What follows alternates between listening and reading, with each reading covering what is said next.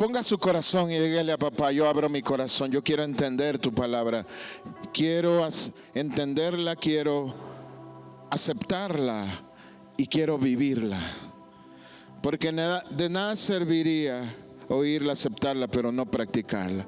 Diga: yo dispongo mi corazón, dispongo mi mente, mi espíritu. Amén. Eleve su deseo al Señor. Recibe mi alabanza. Dígale: te he alabado, Señor. Recibe mi alabanza. Recibe mi acción de gracia, mi ofrenda. Son sacrificios que te traemos en tu presencia, Señor. Dele un aplauso. Rescatando las generaciones extraviadas para Cristo. Rescatándolas para Cristo. Lo que se está extraviando, lo que se puede extraviar, lo que se puede desviar, hay que rescatarlo para Cristo. Lucas capítulo 1, verso 49. Y dice el Señor en su palabra: porque el poderoso ha hecho grandes cosas. ¿Para quién? Santo es su nombre. De generación en generación se extiende su misericordia a los que le temen. Bendito sea su nombre. Este es el propósito de Dios para las generaciones. Dios no está pensando en individuos. Claro, Dios ama al individuo y los propósitos son personales, pero Él trabaja con generaciones, que es un grupo afín, que comparten temporadas en común, tiempos en común. Pero esto se lo inspira el Espíritu Santo a María, la madre de Jesús. Elizabeth, madre de Juan el Bautista, había llegado a una edad bastante avanzada y había sido estéril. Su esposo era un sacerdote fiel llamado Zacarías, y de una manera sobrenatural recibe el anuncio Zacarías.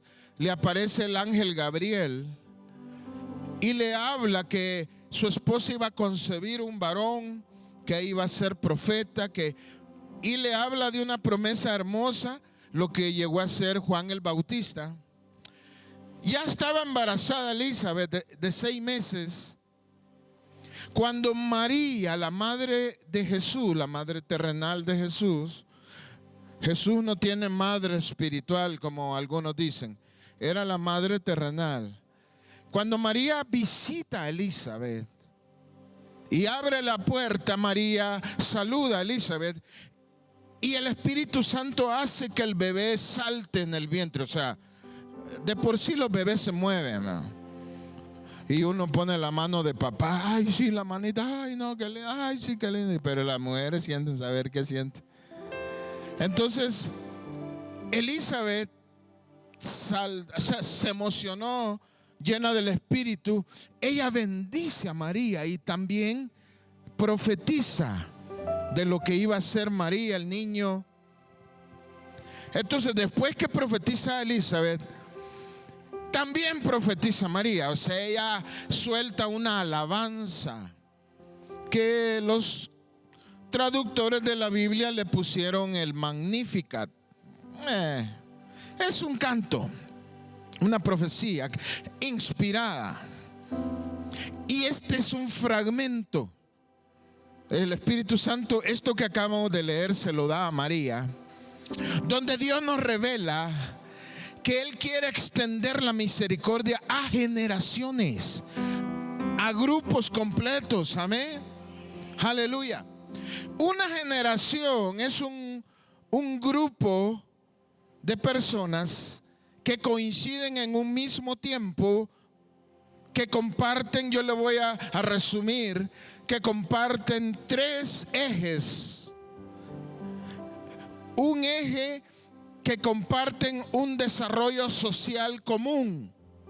Eso es una generación. Por ejemplo, las generaciones son aquellos grupos que viven desarrollos sociales, por ejemplo, revoluciones políticas, organizaciones comunitarias se desarrollan socialmente, se agrupan, se crean comunidades, pueblos, también se viven guerras. Entonces, por eso uno dice, la generación de los 80, más o menos los que estaban como de 20 años, 15 años, que vivieron la guerra que hubo en Guatemala, ¿verdad? O sea, ese es un desarrollo social.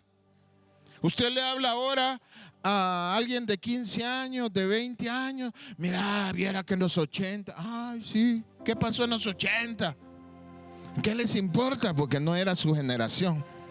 También una generación tiene otro eje en común, un desarrollo cultural. O sea, la educación, se ponen de moda métodos. Yo me recuerdo en los años 90 estuvo de moda el famoso PRONADE. ¿Cuántos recuerdan de PRONADE? Pues los jóvenes, ¿qué les importa PRONADE? Pero los que tienen 40 años, 50 se recuerdan que era un método educativo diferente. Luego desapareció y ahora hay otros. El PADEP, el CODEP, el FUFET, el buffet, donde se come de todo. O sea, ahora hay otros métodos, otros sistemas, pero las generaciones comparten en común sistemas de educación, modas. Le estoy hablando de un eje cultural. Ahí están las modas, estilos de música, entretenimientos, y en el desarrollo cultural están los valores morales, familiares, y también entra la religión. La religión es un valor, en este caso espiritual, que va cambiando de acuerdo a la generación. No es la misma. La religión de los 90 no se maneja como se está manejando ahora. Entonces, sí influye en las generaciones. También está otro eje que es el desarrollo económico. Las generaciones sufren o viven, experimentan cambios, por ejemplo, las remesas. Antes, en los 80, costaba que mandaran dinero. Era un gran lío, se pagaba un montón. Pero ahora es fácil. Al teléfono, el código, pim, chum, pum, pum, cha. Ya tiene el montón de pisto. Y a comprar el iPhone 20, ya lo pedí por adelantado. El desarrollo económico trae progreso, entre comillas, vehículos modernos, el negocio, el comercio. Ahora todo el mundo quiere hacer locales. Todos tienen un local, aunque sea para vender comida para canarios, pero tienen locales para periquitos, costaladas de comida para periquitos. Hay tres ejes: desarrollo social, desarrollo económico y desarrollo cultural. Una generación comparte esos tres ejes, los comparten. Y a eso se le llama una generación. O sea que en el tiempo que nace hasta el tiempo en que ya es un ciudadano productivo, de 0, podamos llamar a 25, 30 años, ese tiempo que se compartió en esa época, eso constituye una generación.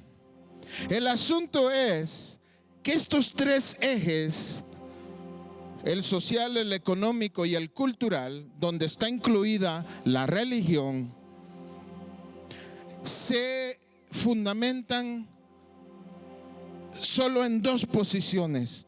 O yo los desarrollo en una base mundana o en una base del reino de Dios. O sea que el desarrollo cultural trae música más moderna, se baja de YouTube, Spotify, Deezer. Antes andaba que tenía uno que buscar los CDs y copiarme este CD vos, y ya tenés el cassette y unas cosas que cuando uno los quería embobinar con un lapicero, y ahí lo volví a retroceder y para volverlo a oír, ¿va? Ahora no, ya no es ni cassette ni CD. Ahora es solo digital, se baja, se sube. Pero ese desarrollo cultural yo lo puedo mover, fundamentar en el mundo o en el reino de Dios. La economía lo mismo, yo puedo moverme, puedo fundar mi desarrollo económico en las reglas de este mundo o en los principios del reino de Dios. Lo social, lo económico y lo cultural. O sea que la generación no puede evitar ese cambio, no puede evitar esas revoluciones. Lo que sí es nuestra necesidad urgente es dirigirlas en el camino del reino de Dios. Porque entonces si no lo hacemos, serán generaciones. Le voy a dar un ejemplo de tipos de generaciones que se dan en la historia que no fueron fundadas en el reino de Dios. Y para eso vamos a ir a Proverbios capítulo 30, verso 11. Lo dice ahí, mire, hay generación que maldice a su padre y que a su madre no bendice. Mire cómo está ese tipo de generación. Tal vez hubo violencia, tal vez fue una generación donde la imagen paternal fue muy botada, los padres ausentes o fueron cautivos de adicciones. Y mire cómo es. La madre sí estuvo presente, pero no hay afecto. O sea que no maldice a la madre, pero tampoco la bendice. O sea, no le dice, ay mamá, qué linda. No. Como quien dice, ay, ese desgraciado mi papá. Y de la mamá, pues, ahí está. Pues sí, gracias mamá. Claro, en el Día de la Madre todo el mundo es amoroso. En el Día de la Madre, ahí van las culpas, ahí van los cargos de conciencia, ahí va la culpabilidad. No, el Día de la Madre todo el mundo No, pero yo le hablo de la realidad del día a día. Porque ahí es donde se mide. Pues hay generaciones que han crecido aborreciendo a los padres por muchas razones. Por divorcios, por adulterios, por malos tratos, por ausencia. Y madres que lo permitieron. Por eso no bendice a la madre, porque fueron madres que se hicieron del ojo pacho. Sabían que el marido estaba abusando, pues ya no se hicieron porque no quiero perder a mi marido. Es que mis hijas están exageradas. No las bendicen a las madres tampoco. Ese es un tipo de generación, pero hay otra. Hay generación limpia en su propia opinión, si bien no se han limpiado de su inmundicia. Mire, esa es otra completamente diferente. Es una generación de apariencia, que se justifican a sí mismos, que se creen estar bien. Estas son generaciones. O sea, lo que está haciendo Proverbios es solo darnos modelos de generaciones que son fruto de esos tres ejes de desarrollo: lo social, lo económico y lo cultural. No fue fundado en el reino de Dios, sino que fue fundado en el reino de este mundo, y como resultado es una generación que se justifica a sí misma. ¿A qué nos lleva eso?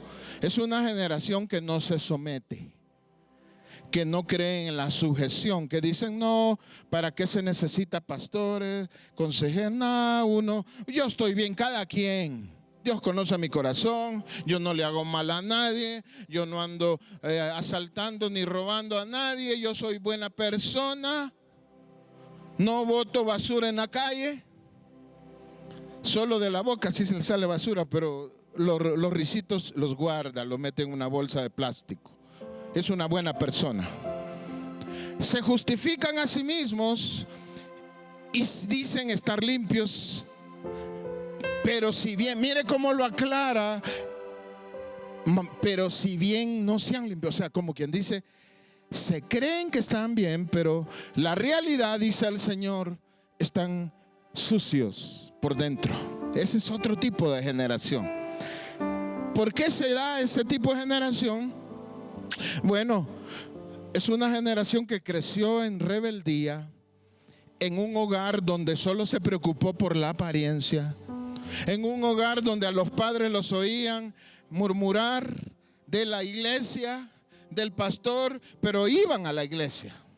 ¿Cómo cree que va a crecer un niño a los 5, 6, 7, 8 años que en su casa los padres peladera y peladera del que canta, del que predica, y luego los ven en la iglesia con las manos levantadas? ¿Cómo cree que va a crecer ese niño?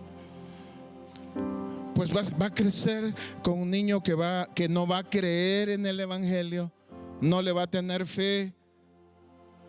En parte va a estar confundido, en parte va a estar amargado, y al final dicen: yo no necesito iglesia, yo estoy bien. Esa es una generación. La otra, hay generación de ojos altivos y párpados altaneros. Dios me libre. Gente orgullosa, altiva, altanera. Es gente que su Dios es el dinero, que todo es el dinero, que todo es la marca, que comprate una ropa de marca, si no es de marca no sirve, que si no andas algo lujoso no sirve, que si no tenés una gorra lujosa no sirve, porque ahora está de moda todo tipo de cosas. Están haciéndole énfasis a lo material y los valores espirituales y morales están ausentes. Entonces esa generación crece orgullosa, consentidos, chicos consentidos, que no se les puede decir nada. Esa es una generación de estas. Claro, es un ejemplo que la Biblia nos está poniendo. Otra, hay generación cuyos dientes son espadas y sus muelas cuchillos, para devorar a los pobres de la tierra y a los menesterosos de entre los hombres. Esta gente corrupta, que solo les importa el dinero, que saquean las arcas públicas, que se valen de los puestos para enriquecerse a sí mismos. Aunque los hospitales no tengan medicina, aunque las escuelas tengan goteras, pero ellos tienen grandes casas y compran grandes propiedades. Esa es una generación. Gente que llega al poder, gente que tiene poder, pero no tiene misericordia, no tiene justicia. Ahora, yo le estoy poniendo un ejemplo de que este grupo de personas que crecen expuestos a cierto tipo de deficiencias forman una generación y son conocidos como una generación. Por ejemplo, en los tiempos de Jesús, ¿cómo era la generación en los tiempos de Jesús? Juan el Bautista les dijo: generación de víboras. Ay, juela. Aquí son de Mazacuata, pastor. ¿Qué les quiso decir? La víbora es venenosa. La víbora ataca solapadamente. También les dijo generación mala y adúltera. También les dijo generación incrédula y perversa. Esa era la generación en los tiempos de Jesús. Les quiso decir que era una generación muy religiosa. Por eso les dijo generación de víbora. Por adentro malos, por afuera religiosos. por adentro incrédulos y por afuera santos y puros. Esa era la generación en los tiempos de Jesús y por eso lo crucificaron. Y por eso fue destruida esa ciudad en el 70 después de Cristo. La misma que pidió a Barrabás y que dijo: crucifiquen a ese loco, crucifiquen a ese que dice que es hijo de Dios, crucifiquen a ese exagerado, a ese profeta lleno de demonios, le decían. Esa es la generación que crucificó a Jesús. Ahora, ¿cuál es la generación que estamos viviendo hoy?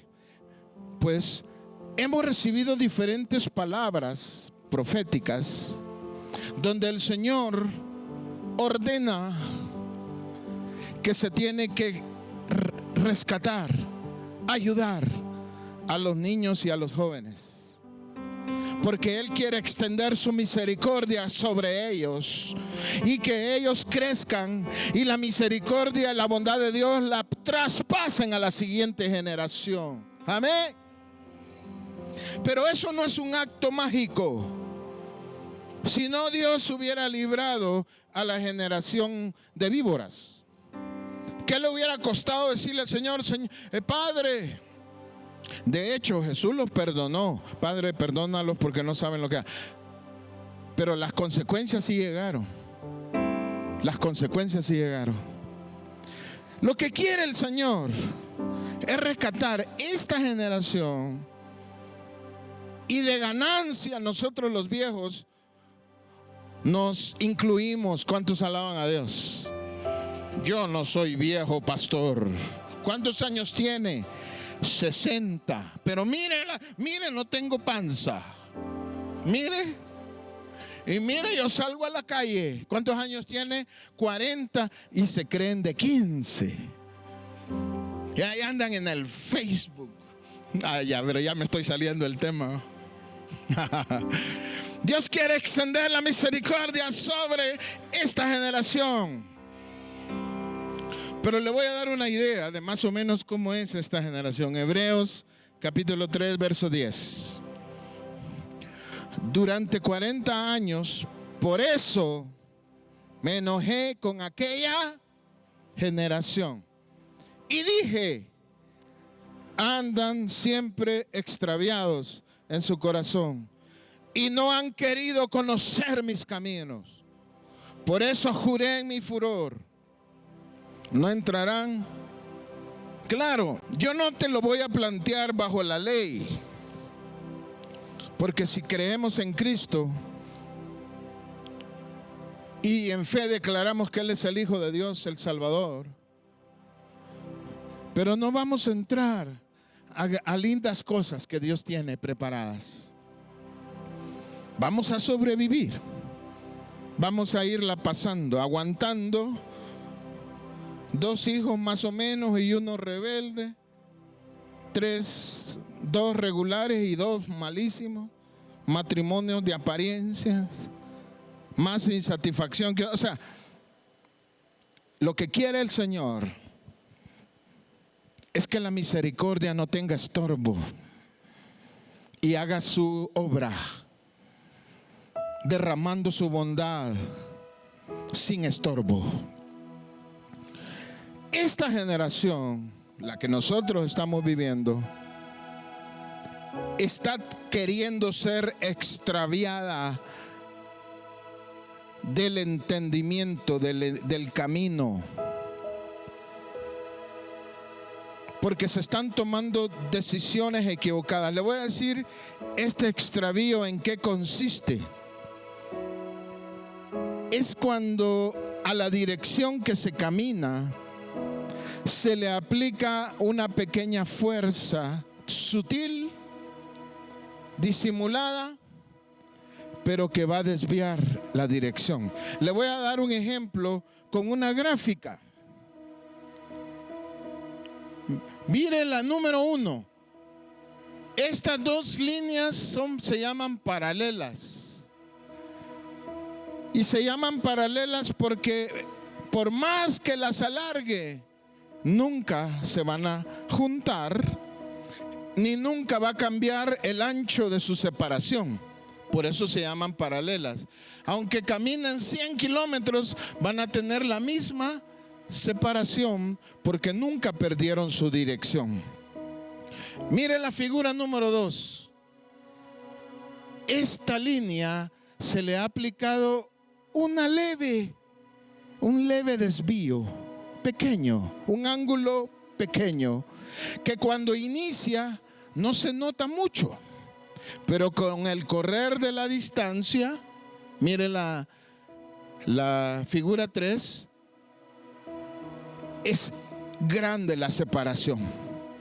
Cuando inicia el desvío es difícilmente perceptible, sutilmente, pero con el correr del tiempo se va a notar.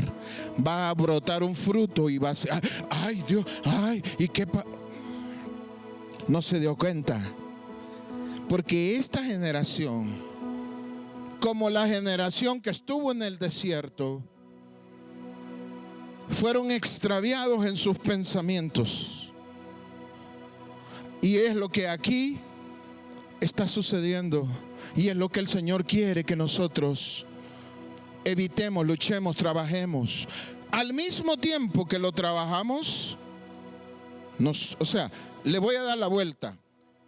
Dios está enfocado en los niños y los jóvenes, pero al mismo tiempo yo me alineo, yo me corrijo del extravío también, porque a mí me toca como adulto. Amén. O mi modo que va a ser su hijo el que le va a enseñar a usted. Bueno, en algunos casos así está, así sucede. Niños que exhortan a sus padres. Yo he escuchado por ahí un par de testimonios de niños, de jóvenes que hicieron reaccionar a sus padres con palabras de sabiduría, con palabras de necesidad de Dios, y los padres quedaron asustados. Y eso los conmovió, eso los movió a tomar nuevas decisiones. ¿Usted alaba a Dios esta noche? Ahora, vayamos a 2 Corintios capítulo 11, verso 2. Mire el apóstol Pablo cómo le habla a los corintios.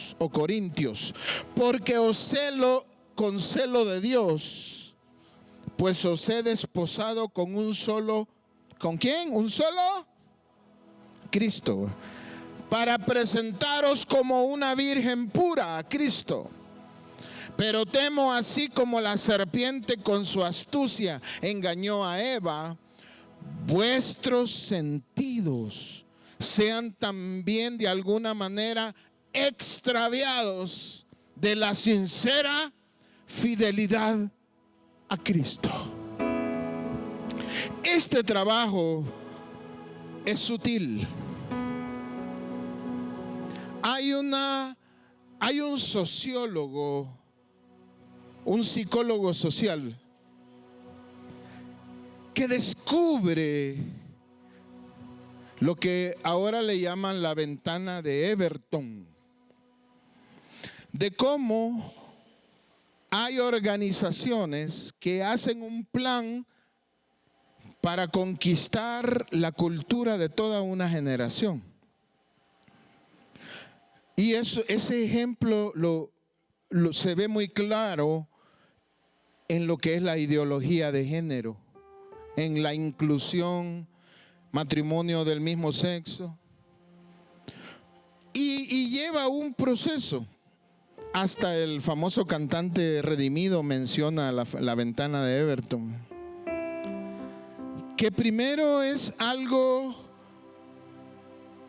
yo no tengo los pasos porque no quería enfocarme en eso, pero es una secuencia que al final, a través de los años, un concepto, una ideología termina siendo no solo aceptada, termina siendo legalizada. El diablo quiere afectar son los sentidos, pero yo le hablo de los sentidos espirituales. Por ejemplo, hay un sentido de espiritual que a usted le tiene que decir cuando un hijo tiene un problema. Tiene que estar ese sentido. Una madre sabia, un padre sabio no va a necesitar que lo llamen del ministerio público. Mire, usted fulano, sí, o de la policía, viera que aquí tenemos a su... Usted es madre de fulano de tal, sí. Viera que aquí tenemos a su hijo, se lo regalo, le va a decir. Ay, mire qué hacen con él. No tiene que esperar a que le hagan una llamada. Usted tiene que percibirlo. No tiene que esperar que el director lo llame porque él está haciendo bullying, porque no hace las tareas, porque no reporta, porque esto y lo otro, porque... Usted tiene que tener el sentido espiritual para detectar el cambio de conducta, para detectar la necesidad en los ojos del niño. Si los niños hablan con los ojos, mírelo a los ojos. Ay, yo solo los cheles le miro, pastor. Pues en la mañanita tienen cheles. Cheles dicen aquí. En El Salvador dicen cheles. Los ojos son la voz del alma. Mire el rostro de un niño. Aprenda a ver sus expresiones. Una vez con mi esposa hablamos y yo le dije, estamos tratando un caso de una hermana. Y yo le dije, mira esto. Y ay, ¿cómo sabes vos? Que como quien dice, ¿cómo te la llevas? Es que a través de los años yo he aprendido a leer más que las palabras, los gestos, las actitudes, las expresiones. Ay, eso habla más que las palabras. ¿Sabe por qué? Porque la gente miente. Bueno, a menos que de verdad estén bien humilladitos y quieran, hablan la verdad. Pero si la persona está normal, siempre va a exagerar, mentir, cubrir. Entonces yo, más que las palabras, leo expresiones, gestos, actitudes, y el Espíritu Santo aporta también lo que yo no conozco. Imagínense. Claro, yo no le digo que todos van a ser expertos, pastores, leyendo, no. Pero usted vive con sus hijos y los ama, ¿verdad? Entonces la cercanía, el afecto debe de ser ya un vínculo suficiente para aprender a conocer lo básico. Si está sufriendo o no, si tiene un vacío o no. Pero eso es lo que está haciendo el diablo con esta generación. Está desviando, extraviando el sentido espiritual para que ya no se haga la voluntad de Dios, para que ya no enseñemos lo que debemos de enseñar, para que ya no corrijamos lo que debemos de corregir, y empezamos a ignorar, a dejar pasar, y el diablo está tejiendo su red. Le voy a resumir lo que debe de detectar los sentidos, porque es un tema muy amplio, pero se lo voy a resumir en algo bien simple. Los sentidos espirituales deben de percibir lo que nos conviene y lo que no nos conviene. Ay, qué fácil, ¿verdad? Terminamos aquí. Lo que le conviene y lo que fácil. ¿Sabe cuál es el error? Que muchos quieren manejarlo en bueno y malo. No, que es bueno o es malo. Así no se puede manejar, porque no estamos bajo la ley. Usted tiene que manejarlo, ¿me conviene o no me conviene? Porque hay muchas cosas que parecen buenas, que no tienen ningún indicativo de que sean malas, pero no necesariamente le convienen. ¿Me convienen para qué, pastor? Para todo. Para su salud, para su desarrollo espiritual, para su fe, para su relación con su esposo, para su relación con su esposa, para alcanzar una petición, para recibir un milagro, para estar siempre gozoso, para ser bendecido en los negocios, para todo. ¿Sabe usted que hay un montón de cosas que en ningún lugar están señaladas como malas, pero que en algún contexto, que en alguna realidad totalmente no convienen? O sea que no se puede aplicar una generalidad. Hay personas que no pueden manejar ciertos ambientes y hay otros que pueden. Entonces yo no le puedo decir es malo, es bueno. Si no, cerramos la iglesia, ya estuvo. Usted es malo, bueno. No, usted necesita un sentido espiritual y discernir, concluir después de un análisis, percibirlo y llegar a una conclusión. Decir, yo vi que desde que estoy haciendo tal cosa, yo veo que cada vez que sucede tal cosa, me viene esto y esto. Ay, no me conviene. Ay, por fin lo entendió. O sí me conviene. Yo veo que cada vez que ya no dejo que los niños hagan tal cosa, yo vi que mejoraron. Ya no me escapan a matar. Ay, qué bueno, mamá. Ya no agarran el cuchillo, porque antes solo el cuchillo agarraba. Usted tiene que llegar a entender, si usted tiene los sentidos espirituales bien claros, dirigidos por el Espíritu de Dios, jamás se va a extraviar de lo que le conviene. Porque si ese sentido se atrofia, se contamina, se desenfoca, usted va a perseguir con todas sus fuerzas cosas, situaciones, personas, trabajos, sin saber que hay un fracaso allá adelante. Ni idea tiene que hay un gran fracaso. ¿Y por qué no me di cuenta? Porque usted no discernió que era algo que no le convenía. ¿Y cómo hago? Tiene que tener el sentido. Tiene que observar variables, factores, situaciones. No puede solo blanco y negro. Tiene que analizar, discernir con ayuda del Espíritu de Dios y con ayuda de la palabra de Dios.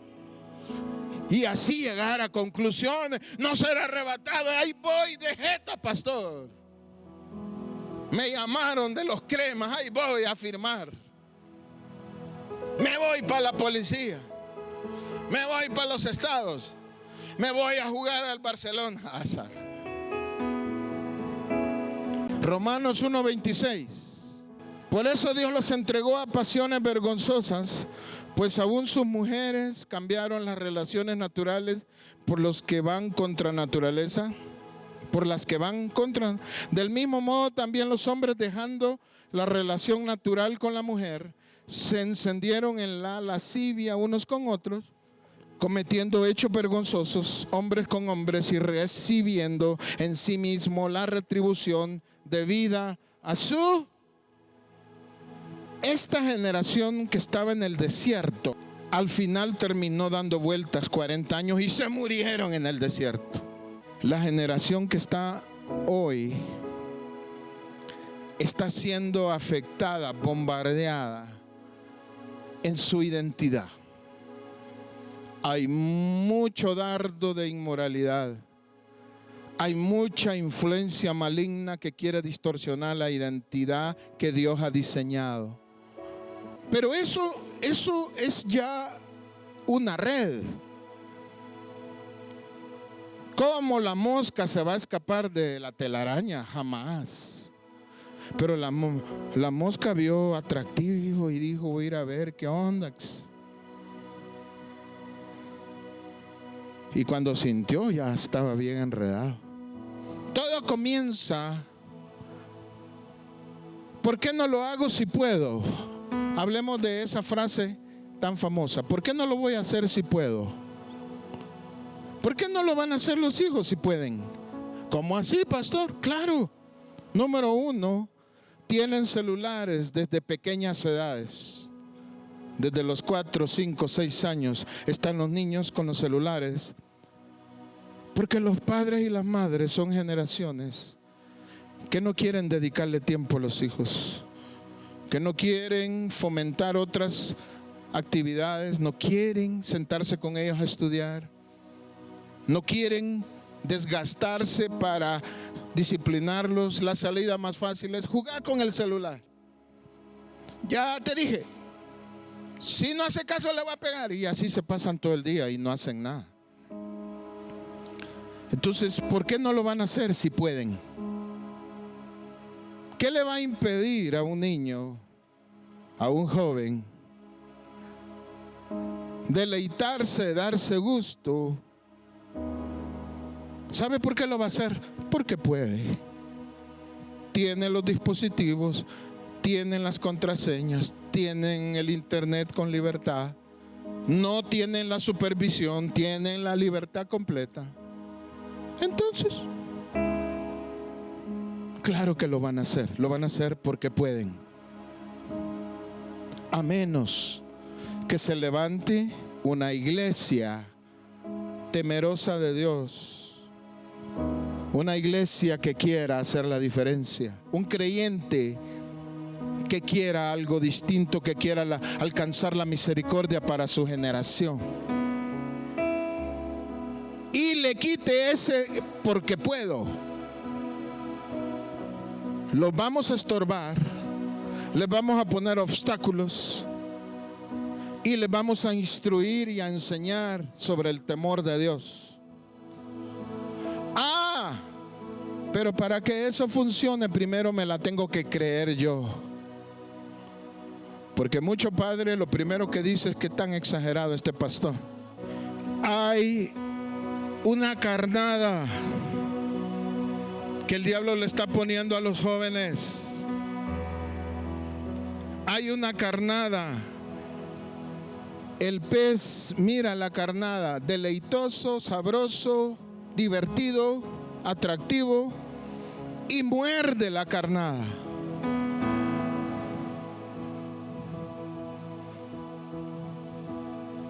Y ahí están los pobres niños confundidos a los 10 años.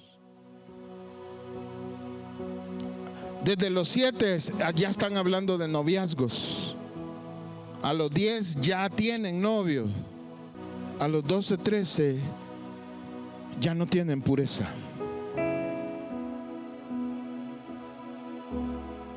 A los 16, 17, 18 son experimentadas en la vida.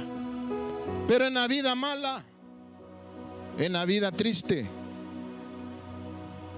fuera de los caminos de Dios. Porque les pusieron una carnada. ¿Y quién agarra la carnada? El que tiene hambre. Los niños tienen hambre de cariño, tienen hambre que sus padres les den tiempo, tienen hambre y sed de que sus padres ya no peleen, tienen necesidad de ver una madre sonriente, porque me obligás a ir a la iglesia y yo te miro aburrida, amargada. Si me voy a poner como vos, ¿para qué me llevas a esa iglesia? Pues sí, quédate, mijo, quédate. Tenés razón. Porque me dijo, vamos, arréglese, vamos a ir a la iglesia. Y se le cae, ay, Dios mío, para ser como vos, mejor llevarme al barranco. Al barranco en la cocha, ya me voy a arreglar más, alegrar más. Usted, padre, tiene que hallarle el gusto al evangelio.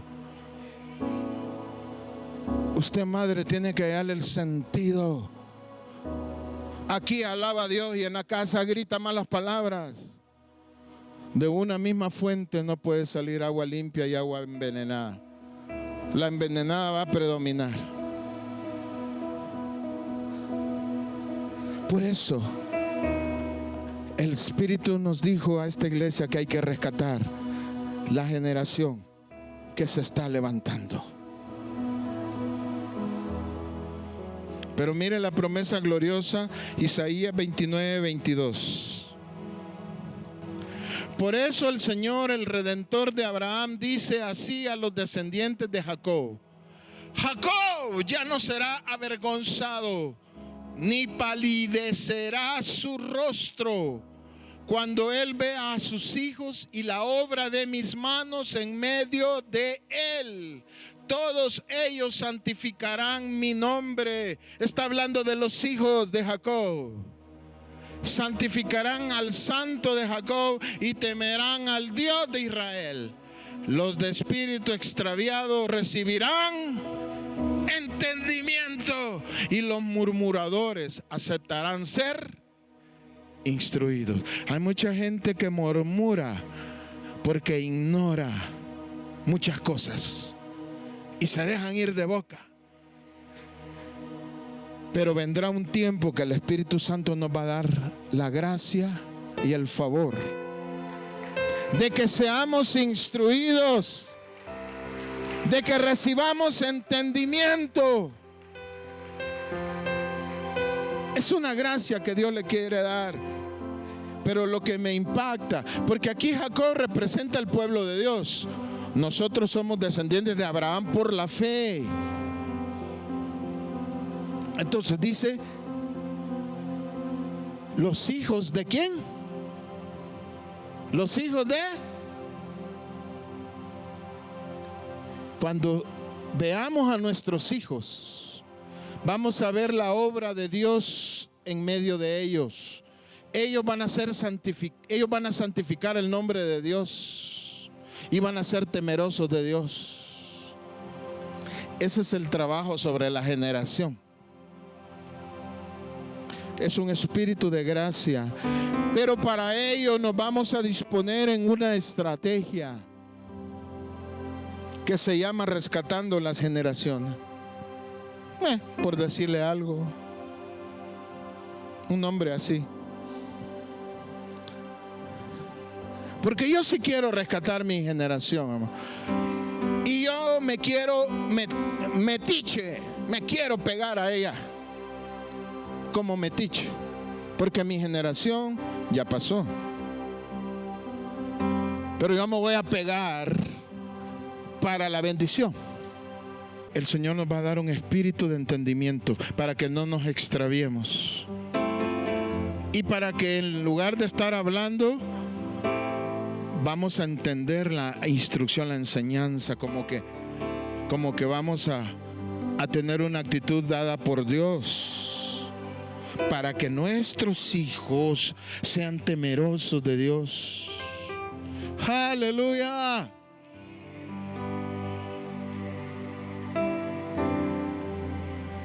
Orden de Dios. No se me ocurrió a mí. Por mí yo le hubiera dicho, hermanos, me voy a un retiro al IRTRA. Pero el Señor ordenó que se intercediera y se ayunara por los chicos. Pongámonos de pie, amada iglesia. Quiero decirte, Señor,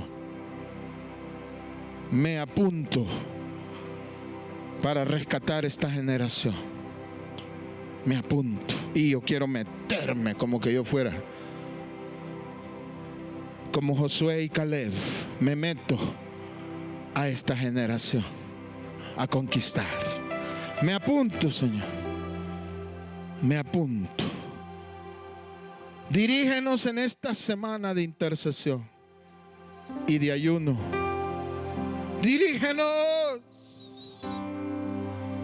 Dirígenos. Despierta nuestros sentidos espirituales. Hay muchos que están entorpecidos, estorbados. No detectan la necesidad que tienen sus hijos. Creen que con darles lo material ya estuvo, con comprarles la mejor ropa ya estuvo. ¡No! Si supiera lo que de verdad anhelan sus hijos. Claro, el que tiene, qué bueno si le puede dar buenas cosas materiales. Pero eso no afecta, no influye en el propósito para nada. Lo que influye es el afecto, es el ejemplo. Y yo no le hablo de un ejemplo perfecto, que los hijos puedan oír a papá cuando le pide perdón a la esposa. Mi papá a veces le grita a mi mamá, pero yo oigo que le pide perdón. Eso es poderoso. No que hay hombres orgullosos que nunca piden perdón. Y lo mismo las mujeres. No hay perfección, pero que vean que hacen la lucha para orar.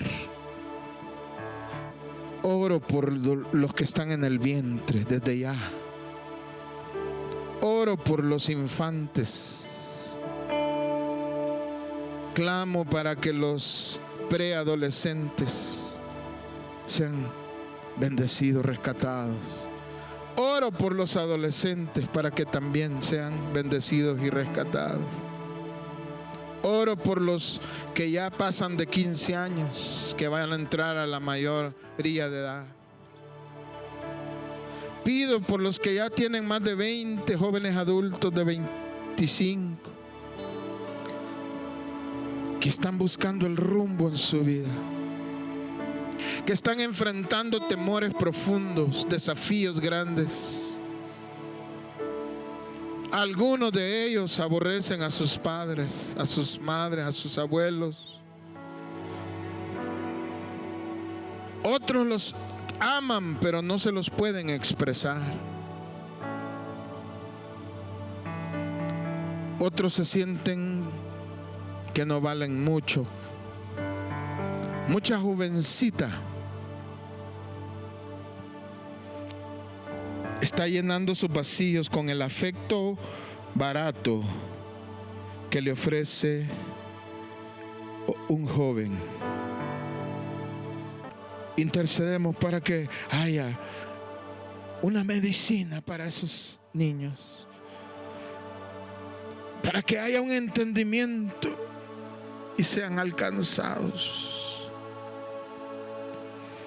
Intercedo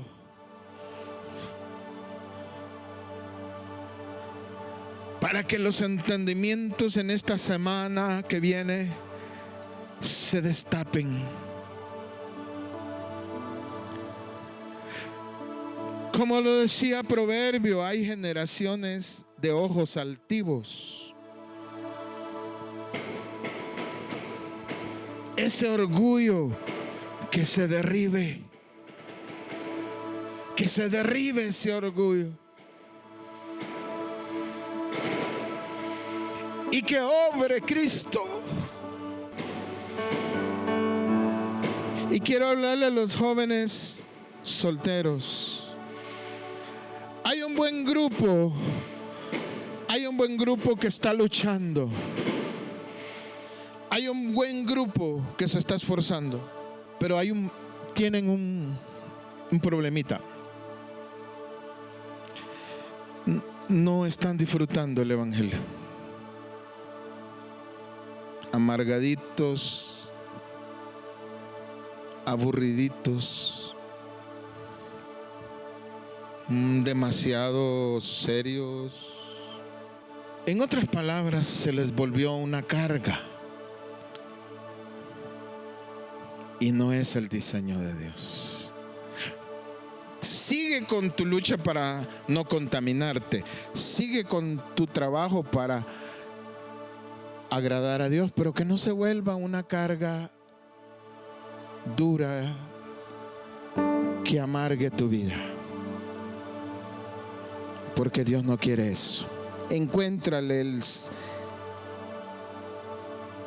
deleite, encuéntrale porque esa carga es agradable y ligera.